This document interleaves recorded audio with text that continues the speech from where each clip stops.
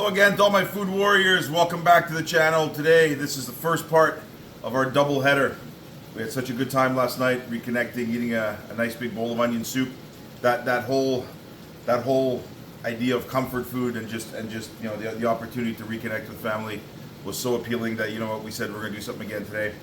And what we are making today, a proper old school classic Ragu alla Bolognese. We are going right to Emilia Romagna in Italy, to the city of Bologna, that's famous for some of the richest and most phenomenal food in all of Italy. And certainly Ragu alla Bolognese is no exception.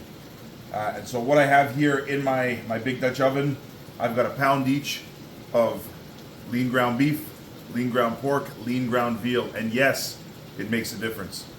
If I just use one kind of meat, I'm telling you, it would taste kind of flat. And so what I'm doing is each one of these ground meats brings something different to the table. The pork brings a little bit of succulence, brings a little bit of extra fat, a little bit of extra moisture.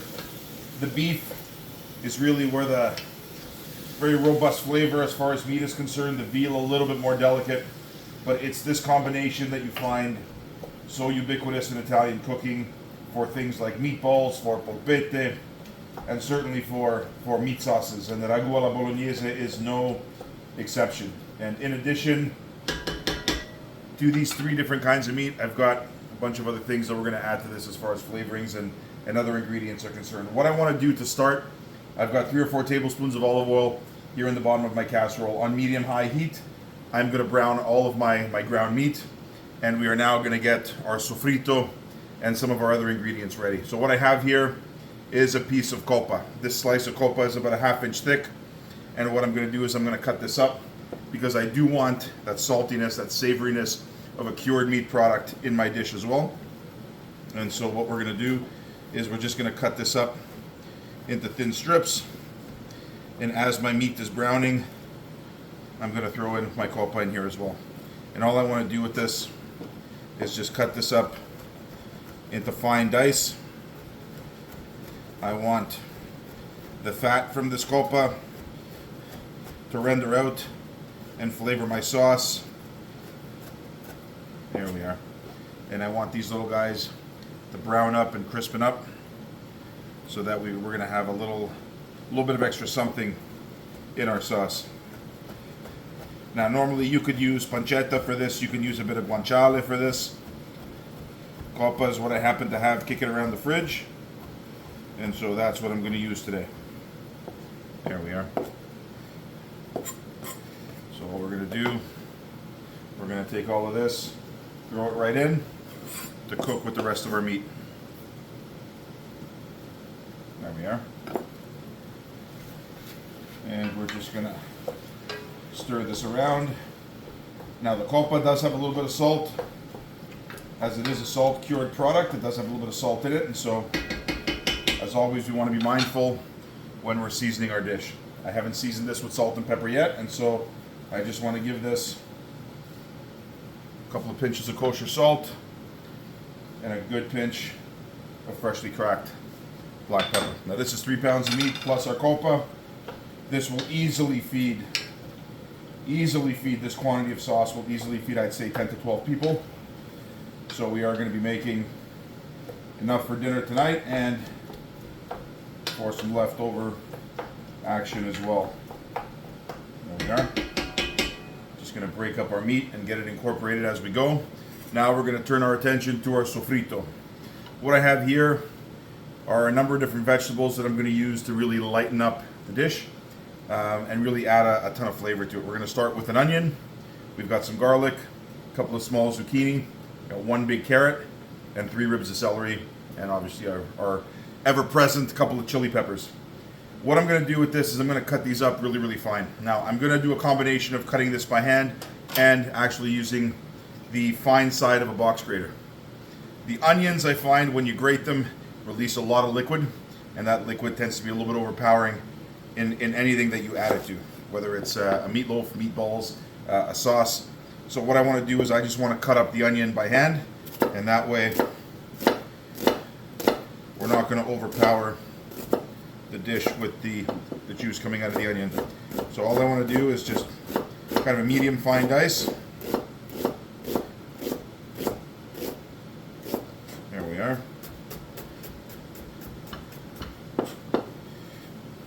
And then when I get to our carrot and our zucchini, I'm going to use our box grater. You can use a food processor as well, but today we have a little bit of time, and so we're going to do this the old way. There we are.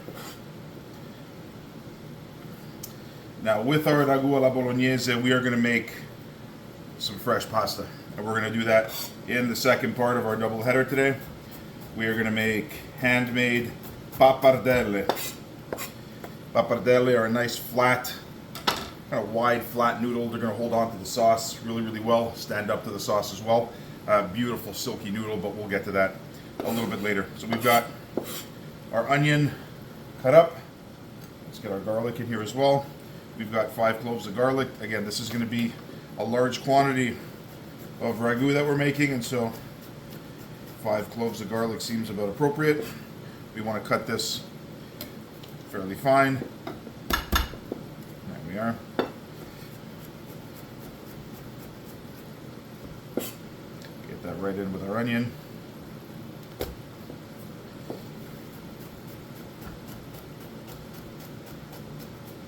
There we are. This is one of those dishes that once you get it started, it really just takes care of itself. Certainly in terms of the method that I'm going to use to make it today. You can make this on the stovetop, but I find as this kind of simmers for at least a couple of hours, if it's on the stovetop, it does have a tendency to scorch and maybe burn at the bottom of the pan. So what I'm going to do is I'm going to cook this off in a low oven, completely uncovered, and it's going to reduce and just simmer away over the course of 2.5 to 3 hours. But before I do that, I want to make sure that I've got my meat completely browned off, and we are not quite there yet. All right, so before I get to our celery, what I'm going to do, you notice my box grater has a large side and a smaller side. This smaller side is what I'm going to use for my zucchini and my carrots. I want these vegetables to melt into the sauce and actually thicken the sauce as it cooks down over those 2 or 3 hours. And so what I'm going to do is just take my zucchini. These are washed, just tipped and tailed, and I'm going to give these a grate. And what you get is a very, very fine ribbon of zucchini. You're going to get the same with the carrot. And once we get that into the sauce, it's just going to melt away and thicken our sauce and flavor it at the same time as it's cooking for a long period of time in the oven. So I'm going to take care of these vegetables, and I will see you in about 5 minutes. All right, our meat is beautifully browned. Our copa is just starting to crispen up. And now what we're going to do is we are just going to add all of our soffritto into our meat mixture here. I can't stress this enough. Yes, all 3 types of meat are absolutely necessary, in my opinion, if we want to get the most out of this sauce. And you know what? We do. It's just how we roll. So we've got here our soffritto. We've got our 1 large onion that we've cut up kind of medium fine dice, our 5 cloves of garlic, 2 zucchini, 1 large carrot. This is 3 ribs of celery and 2 chili peppers. Now I'm telling you, if you're having difficulty as a parent getting vegetables into your child, this is the way to do it. The finer you can cut this up, I mean, make use of tools around the kitchen like, box grater, food processor, anything that can kind of sneak the stuff where it's undetected into a dish and really maximize the nutritional value. That's absolutely the way you want to go. There we are. So we will get all of this in. All right. Now we will just give this a very quick season, just with 1 pinch of salt and 1 pinch of freshly cracked black pepper. Now I'm going to switch from my wooden spoon to my silicone spatula here, and I just want to get this all mixed together and get my vegetables starting to cook through. Oh, when this comes together, I'm telling you that the vegetables and the meat, the garlic, the onion, the aromatics, the whole kitchen smells absolutely fantastic. And so we're going to give this a good 7 or 8 minutes just for our vegetables to start to cook through. And I will see you in that time. All right, we are back. Our vegetables are sweating down beautifully. Just very, very aromatic. We are now going to get into our seasoning of our sauce. So the first thing we're going to add is a half bottle of a good red wine, good dry red wine. This is a half a bottle of a good Valpolicella. The trick here is, if you wouldn't drink it, don't use it to cook. A good wine that you would drink will only improve the quality of the dish that you're trying to create. And certainly we want to get a good half bottle of a good dry red wine in here. The wine will give us a good bit of fruitiness, a good bit of acidity. We're going to cook all of that alcohol off, so we're not too concerned about that. And then we have our tomatoes. Now these are the tomatoes that I can every year. I'm going to use 4 of these large mason jars. If you don't have tomatoes that you can yourself, you can certainly find good quality tomatoes in the supermarket. It's called Nonna's Passata. Any good brand that comes from Italy will be just what the doctor ordered in this case. There we are. I'm going to pop all of these. Now in here I do have a couple of things that I've used to flavor these while it was sitting on the shelf. I have a sprig of basil, a sprig of parsley, and a little stalk of celery. And so I'm going to fish all of that out at the end. So I'm not too concerned about putting that in at this point. But there we are. Oh, absolutely fantastic. Oh, the smell of that. Just as it hits the heat. There we are.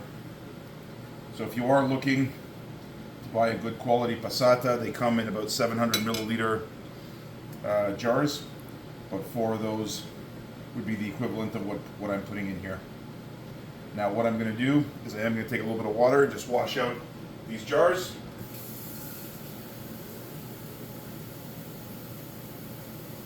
There we are. I'm only going to take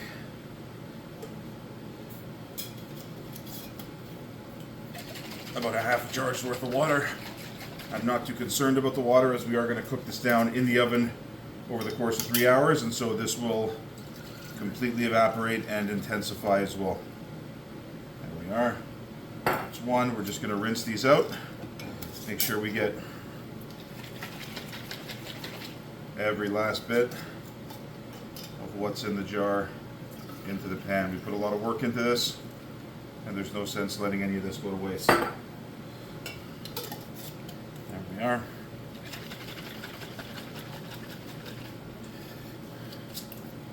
And one more.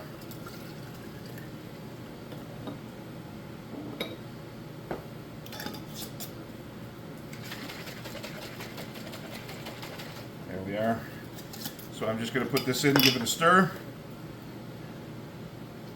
and then let this come up to the simmer before we add our final bits and pieces and get this into our oven. So I will see you in about 5 minutes. All right, our sauce is just about coming up to the simmer. So now we're going to put our final ingredients in here before we get this in the oven. What I have here, this is 3 tablespoons of a good quality dry oregano. Just going to sprinkle this in. I'm putting this in now because this will bloom as it cooks. Because it's dry, it requires some liquid to bring it back to life, and so as it sits here and stews away in our sauce, it's going to come back to life and flavor all of this beautiful ragu. And we have a couple of other things that we're going to be adding in here, so I'm just going to stir this around to start. Now what I have here is a piece of cheesecloth on my board. This is one of those secret ingredients that really separates the good from the great. These are the rinds of the Parmigiano Reggiano. And every time, because I grate my cheese fresh, every time I get down to the rind, I just put them in a little resealable plastic bag, stick them in the freezer. And these are when I use them. This will impart a savoriness, a certain saltiness, just something special that you'll know if it's there. You'll definitely miss it if it's not. But these are one of those little tricks that really elevate this dish from peasant food to something absolutely spectacular. And I do have just a couple of the tips of branches of bay leaves. These are some fresh bay leaves from my bay leaf tree. So I've just trimmed these off, and I want to put these into my sauce. So all I'm going to do is I'm just going to tie this up. So we're just going to go corner to corner so that we can easily pull these out a little bit later. Tuck this guy back in. There we are. And we'll go across this way. And this way, this will steep inside my ragu like a big tea bag. And all of the flavors of what's inside here will just impart into the sauce. And so I'm going to stick this in, and I'll make sure that I can fish this guy out a little bit later. Now the last thing I'm going to add, I have here a can of a good quality organic. This is a concentrated tomato paste. I'm only going to take about half of this can. I'm just going to take this and put it into my measuring cup here. Doesn't really matter what I'm putting it into. All I want to do is I want to dilute this down with just a little bit of water.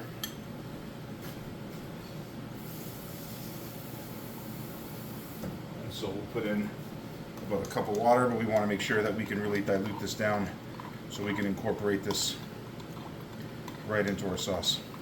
This will really intensify that tomato flavor and really give us a very, very rich sauce as an end product. There we are.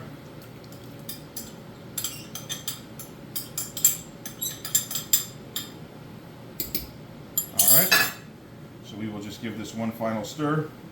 As soon as this comes up to the simmer, just under the boil, I'm going to put this in a low oven, 350 degrees for 3 hours, completely uncovered. And this will just bubble away in the oven. Won't need any attention from me.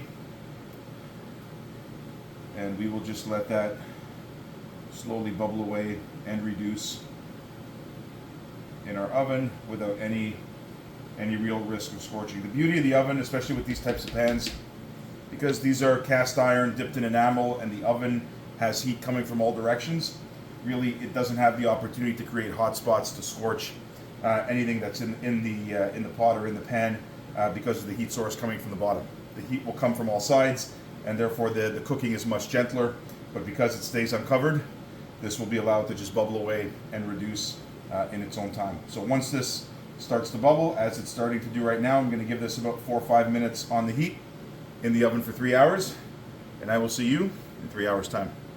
Welcome back to the second half of our double header. Today we are making fresh pasta, handmade fresh pasta, more specifically pappardelle.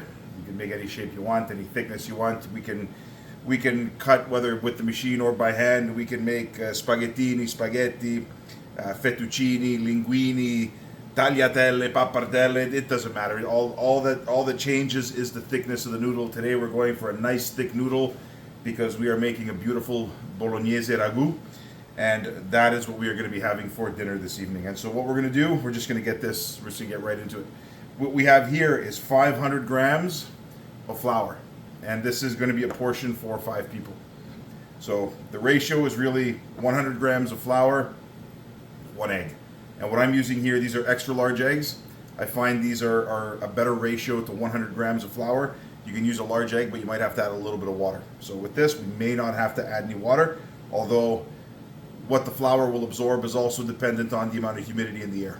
And because we're now over the winter months, there's less humidity in the air, so the flour will absorb a little bit more liquid from whatever you add into it. So what we have here, this is a combination, 250 grams of a good organic all-purpose flour and 250 grams of durum semolina. This is a stone ground 00 flour. This is the flour that they use to make traditional dried pasta. And I find with a 50-50 blend between a good organic all-purpose flour and the 00 durum semolina, you get a beautiful silky product that really stands up well to a hearty sauce, and that's what we're going to be using today.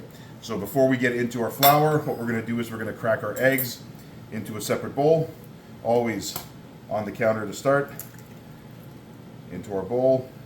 This way we can see if there's anything wrong with our egg or if there's any bits of shell that get in there as well. The reason why we crack it on the counter is we don't want to introduce any bacteria into the egg, If we were to crack it on a sharp surface, such as the side of a bowl, that can introduce unwanted bacteria into the egg, and we don't want that. So we're just going to bang it directly on the counter, flat surface, get everything into our bowl.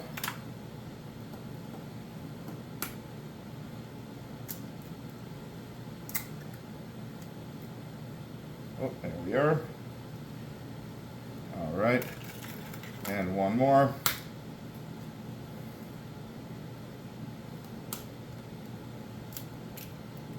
There we are. So what we are going to do now is we are just going to give these a quick mix, beat these together, and then what we are going to add to this mixture is just a little bit of extra virgin olive oil. So literally about 2 or 3 tablespoons. And the reason why I add a little bit of olive oil to this mix is because it makes a much silkier noodle. Don't add any salt. It'll get all the salt that it needs from the pasta water that it's cooked in. And so literally all we have here, 5 eggs and a little bit of extra virgin olive oil. That's it. That's all we need. So what I'm going to do now is get all of my flour. I have mixed this flour together thoroughly so that it's perfectly homogeneous, and we are going to use the well method. So all I'm going to do is take my fingers, and I'm just going to move this around and create a little well here on my counter.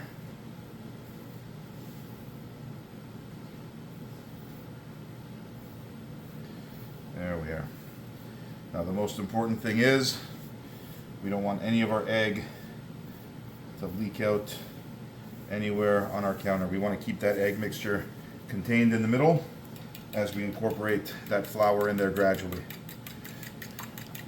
So one final whisk just to make sure that the oil is completely mixed into the eggs. And there we are.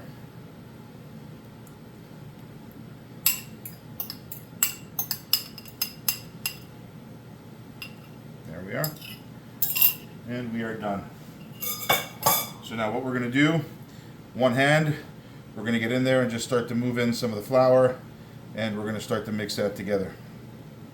We want to be careful not to breach the wall of the well as we incorporate a little bit of flour at a time. Needless to say, this counter is scrupulously clean. There we are. So as we mix this around, it'll get thicker and thicker, and we'll just keep incorporating a little bit more flour at a time. You notice I'm trying to keep one hand dry while I have one hand that's wet. There we are. Now this will inevitably get to a state where it's so thick that it's going to stop running around the counter, at which point we can start to add a little bit more flour, a little bit more flour. There we are. And then we'll start to get all of that in there. Now I do have a little jar of water here just in the event that I need a little bit more moisture. There we are. We're going to start to squeeze this together. There we are. There we are. Now all we want is a dough that's just going to hold together. Because we are going to allow this dough to rest in the fridge for about an hour to allow the flour to fully hydrate. And so as we need this, we're just going to bring this together. In the event that we need a little bit more water, we will add some. So normally when I would do this with large eggs, I found I'd have to add a few drops of water just to bring the dough together. It's absolutely perfectly acceptable, not a big deal if you have to add a little bit of water. I find with the extra large eggs, they are a little bit bigger, and because of that, more often than not, the water is not necessary. However, it's perfectly normal if we have to add a little bit. It is very dry this time of year, and so because of that, the flour will typically absorb a little bit more moisture than if it was a humid summer day. So all we want to do is just bring all of this together. Now, you see, this is still a little bit crumbly, not a problem.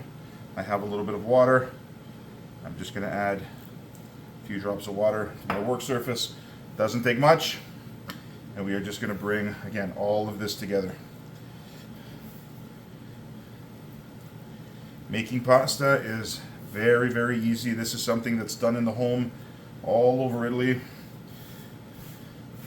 We've done this as a family, whether we're making ribbons of pasta like pappardelle, tagliatelle, fettuccine, or we're making stuffed pasta like ravioli, or we're making gnocchi by hand. We've done this as a family. It's a great activity to get the kids into the kitchen and get them involved in cooking.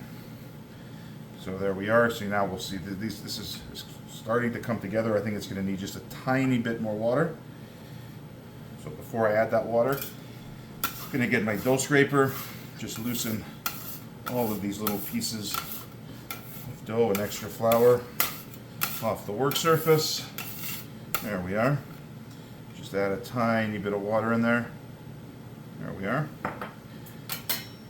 And then get all of this right back together.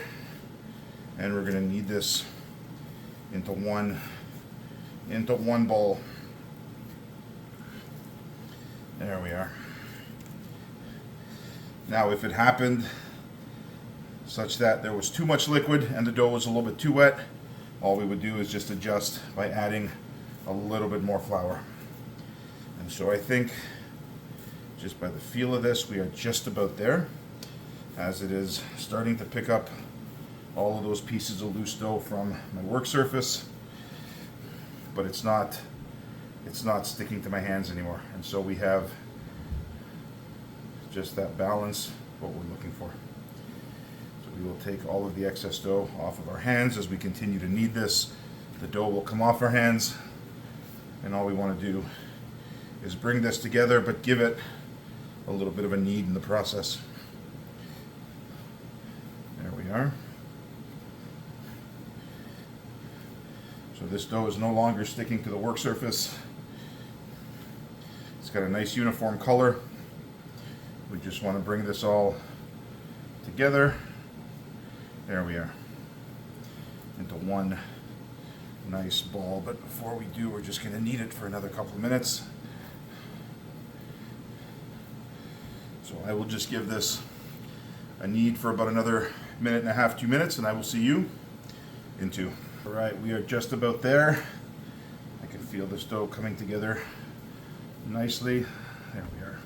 So all we're going to do is we're going to roll this into a ball, and we are going to let this guy rest. There we are. So what we're going to do is we're going to take this and just wrap it in some plastic wrap, and we are going to put this in our fridge for about an hour. And all we want to do is let the dough relax, but also let the dough hydrate. And what I mean by that is over the next hour, the flour will completely absorb all the liquid that we put in there, largely our egg mixture, but a little bit of water as well. So this dough will relax in the fridge for about an hour, at which point we're going to come back and we're going to start to roll this guy out. So I will see you in about an hour. All right, we are back. It's been about an hour and a half. Our dough is beautifully hydrated. It's just out of the fridge, but I can feel it. It's beautifully soft, and I can see the color is perfectly uniform.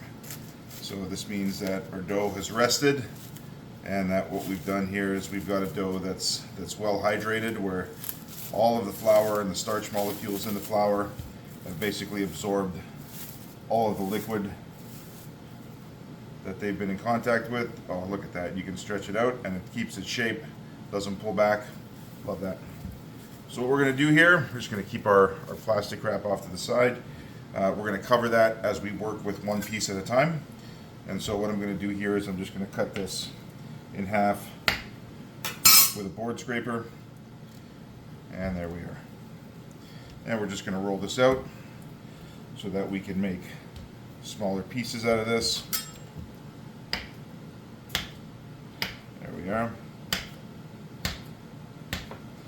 So we're just going to work with one piece at a time.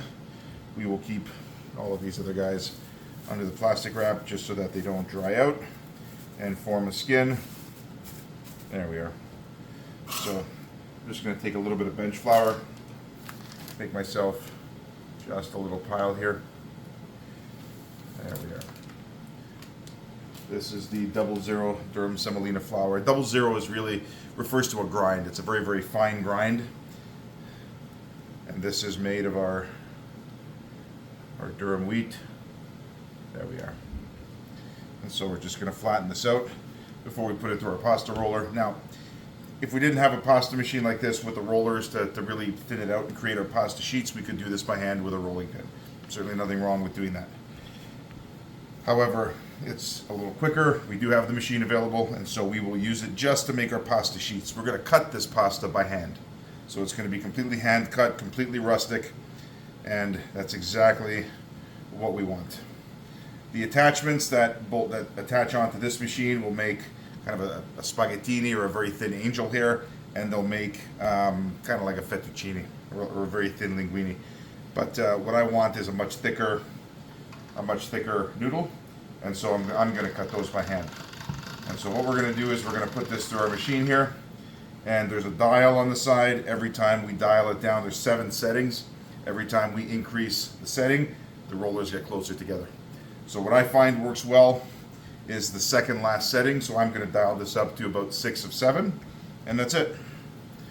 And that way we will have a noodle that will stand up well to the sauce.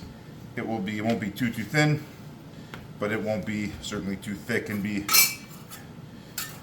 kind of stodgy in your mouth. You want something that's very silky, very delicate. And so because this is the first time, we're going to fold this over. We're going to run them through a second time. There we are. All right. Just a little bit of our flour here. We're going to increase our number here, so we're going to be going one additional level, or we're going to be reducing our thickness by one additional level. There we are. And every time we do this, it's going to get a little bit bigger and a little bit bigger. And so here we go now, number 3. If we find that it starts to stick, all we want to do is just make sure that we dust it with a tiny bit of flour. We don't want to do this too much. We just want enough flour to stick to the outside of the sheet so that it doesn't stick to itself and certainly doesn't stick to the other sheets that we're going to be making. There we are. This is number 5.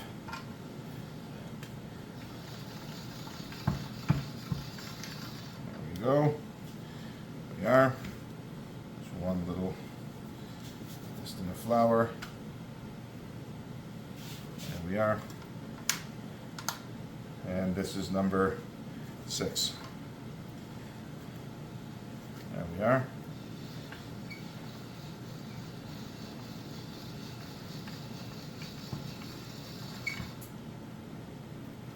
And here we are. A beautiful sheet of pasta. Now we can use this to make lasagna. We can use this to make ravioli. In this application, we're simply going to make pappardelle. But as we look through it, we can start to see kind of the shape underneath. So as I look through the pasta, I can start to see through it. I can see the outline of my fingers just with the natural ambient light in the room. We're just going to give it one more roll through at this number 6 setting. Now if you are using a machine, your machine may vary, so don't worry about the numbers. It's really about the characteristics of the sheet that we're more concerned about. And here we are. We have a beautiful sheet. All we're going to do is we are going to cut this in half just to ensure that it fits on our sheet pan here, where I have a little bit of flour at the bottom. So there we are. I'm just going to make sure I have a tiny bit on the side that's going to be making contact with the sheet below. And there we are. So I'm going to roll all of these out. We are going to create a beautiful sheet pan of these beautiful pasta sheets. And then I will see you in about 10 minutes and we will get right to the next step. All right, we are now ready to hand cut our pappardelle. So what I have here, cutting board, very sharp knife, and I have a second sheet pan here with just a little dusting of flour. And all I'm going to do here is I'm going to take a couple of these guys. They are well dusted with flour, so they shouldn't stick together. And what I'm going to do is I'm just going to pile them on top of each other. You know what? Maybe we'll go with 3 to start. And all I'm going to do here is I'm just going to fold them over one time. And even these little end pieces here, you know what? It's rustic. It's hand cut. Some people will even these out because they want all of their pappardelle to look uniform. This is home cooking. We're not going there tonight. And so all I'm going to do is I'm going to cut these into kind of a thumb width noodle. So as I go, literally very, very sharp knife. Be decisive in your cuts.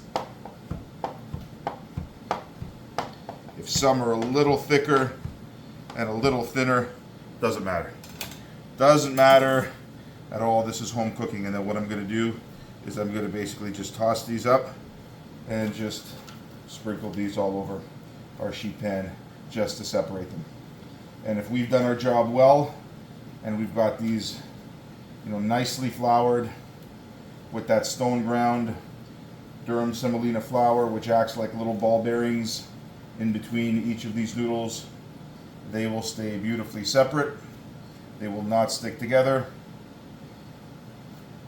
Absolutely beautiful. Now, some may be asking, you know what, that seems like a short noodle. Because this is a wide noodle, I don't mind that this is a short noodle, because when we are eating it on the plate and we are getting in there with our fork, if these were, you know, a foot, 14 inches long, and you got in there with your fork on the plate and you started to twist, you would end up looking like something like a pumpkin on a pencil. We want a proper, respectable quantity on the fork, and so with a shorter noodle, it helps us achieve that. There we are. A little bit of thinking ahead, and we are good to go. So I'm going to cut all of these noodles up. Again, these are all, if some of them are a little thinner, a little thicker, it's all good. It's rustic. You pay more for that in a restaurant. So we're going to line these up again. We're going to go with 3. 1, 2, 3. They're slightly different lengths. It doesn't matter. And there we are. Be decisive.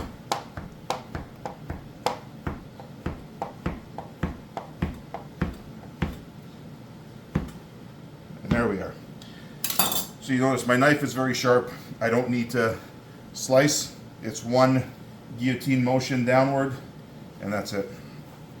And as we toss these up, they will once again start to separate, and we will put these on our sheet pan. There we are. So I'm going to take the next few minutes just to cut these up. Like I said, this is the baseline for any pasta application. You can make stuffed pasta with this. You can make lasagna with this. These lasagna sheets, I'm telling you, make the most silky and absolutely fantastic lasagna. Yes, we're going to put that on the channel as well. But tonight, beautiful pappardelle. I will continue to cut these up. This will take me about another 3-4 minutes.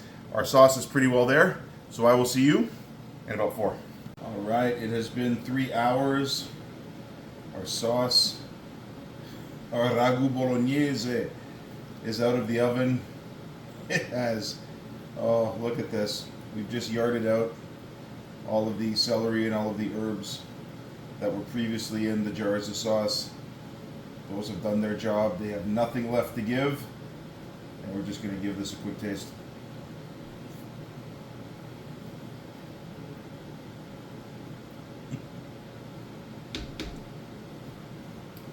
It needs nothing. It needs absolutely nothing. The depth of flavor, the concentration of flavors in that pot. Oh, love that. All we're going to do now is we're just going to brighten it up. We literally have maybe another 10 minutes left. We're just going to brighten it up with a whole bunch of fresh basil. We are just going to coarsely cut this up, and we are going to add that in just to freshen it up. It's been going for 3 hours in a low oven, and all we want to do is just bring some of that fresh garden flavor back to it.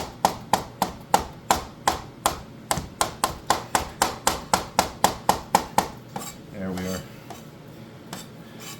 This doesn't have to be too fine. this is rustic home cooking. All we want to do is just run our knife through this basil. There we are. And we are going to put this right in just for the last 10 minutes of cooking. Just to brighten that up and freshen that up. There we are.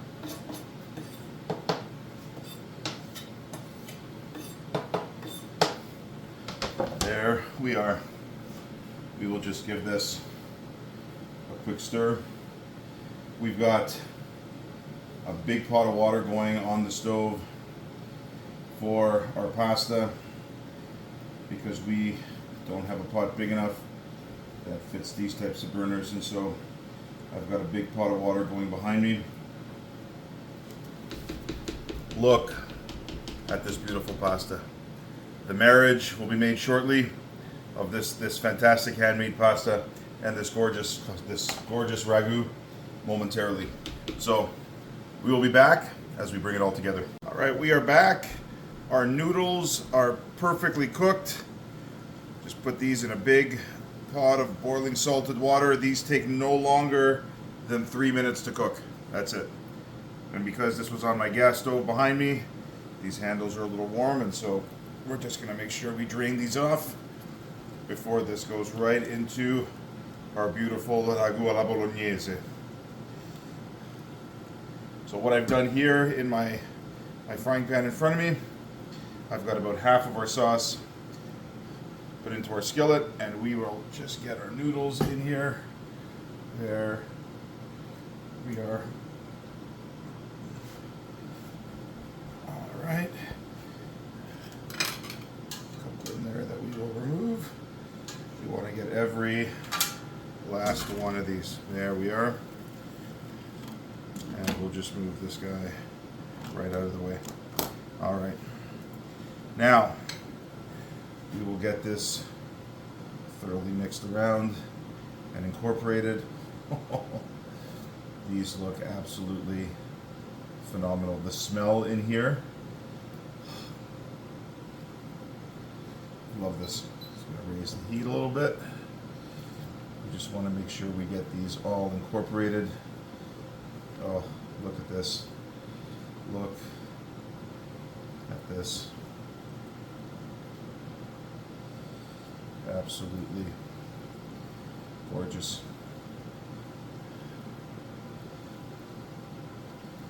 All right. And if we need a little more sauce, we always have our pot of ragu right beside us. But this looks like we are just about there. Oh, I'm telling you, simplicity at its best. This is Italian home cooking at its absolute finest.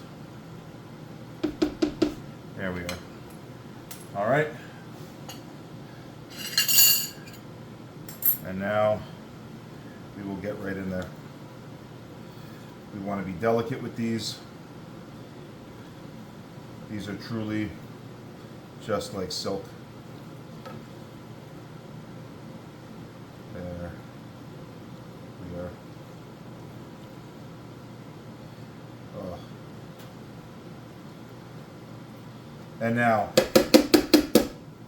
what we will do is just get a little bit of our warm ragu just to finish this off. Just to give this a little bit on top. And then we do as we always do. We make it snow with a little bit of Parmigiano Reggiano.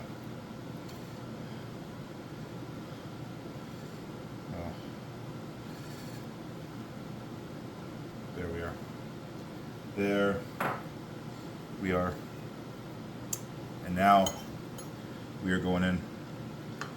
We will just mix this up. Oh. I can tell you that the smell of this has just filled the house. There we are.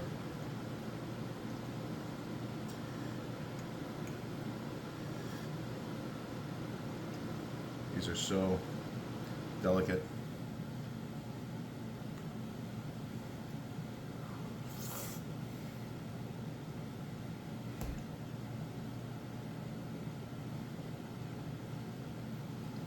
So delicate, so silky. And don't get me wrong, dry pasta has its place. There's nothing wrong with dry pasta by any stretch. And a good quality dry pasta absolutely has its place in Italian cuisine. But a fresh, handmade noodle, I'm telling you, in the right context, in the right application, is just another experience entirely.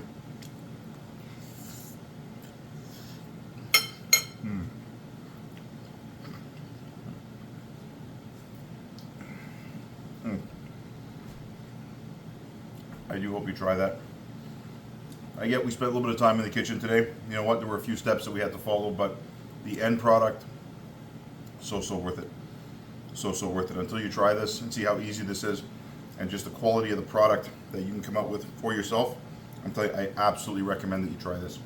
As always, do like and subscribe if you find the content useful. Do share it as it is meant to be shared. And this is Coach Joe saying I will see you on the next one.